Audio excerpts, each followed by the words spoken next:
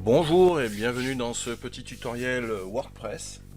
Aujourd'hui, je voudrais vous montrer comment changer ce logo ici, qui est donc le logo qui s'affiche quand on essaye de se connecter à notre panel d'administration WordPress. Je me rends sur le panel d'administration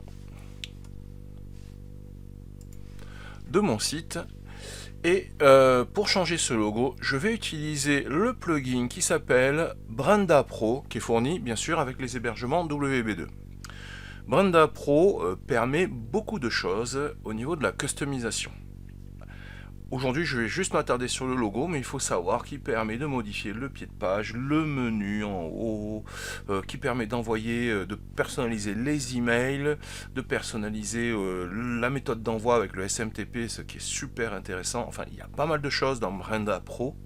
Il est assez génial. Là, c'est juste le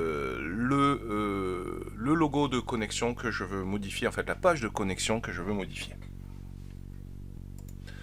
Donc je suis sur Brenda Pro et je vais aller sur Customize Logging Screen. Je vois que le statut est inactif.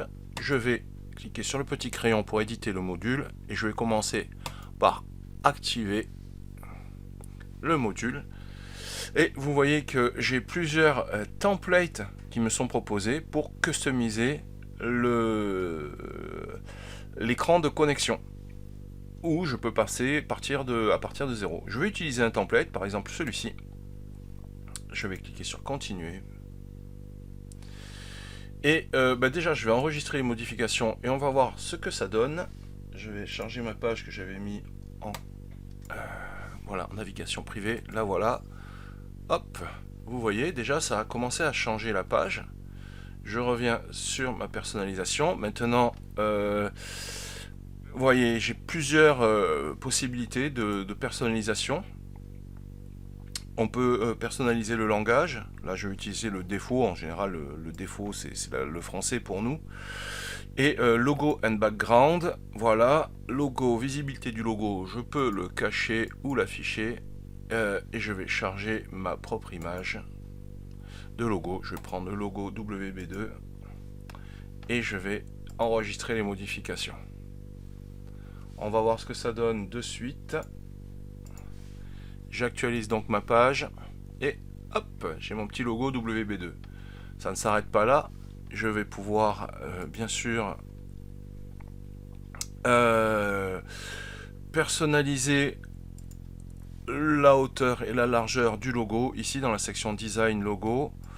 J'en sais rien, je vais mettre, je vais doubler là en hauteur, largeur je vais mettre 160 et hauteur, c'est l'opacité. L'opacité je laisse à 100, 160, allez, ça devrait être pas mal là. Hop, voilà, c'est déjà mieux, hein.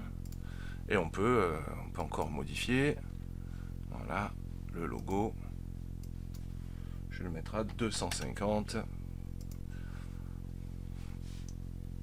Et hop, je regarde ce que ça donne. Et voilà, c'est pas mal. Donc l'arrière-plan ne me plaît pas trop. Je vais le modifier.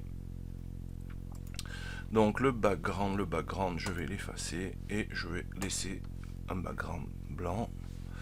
Enfin, ouais. Allez, on va voir ce que ça donne. Et voilà. C'est déjà pas mal comme ça. Alors, comme vous avez pu le voir, il y a énormément d'options de personnalisation. On peut même ajouter son CSS personnalisé. Mais bon, là, ça me va très bien.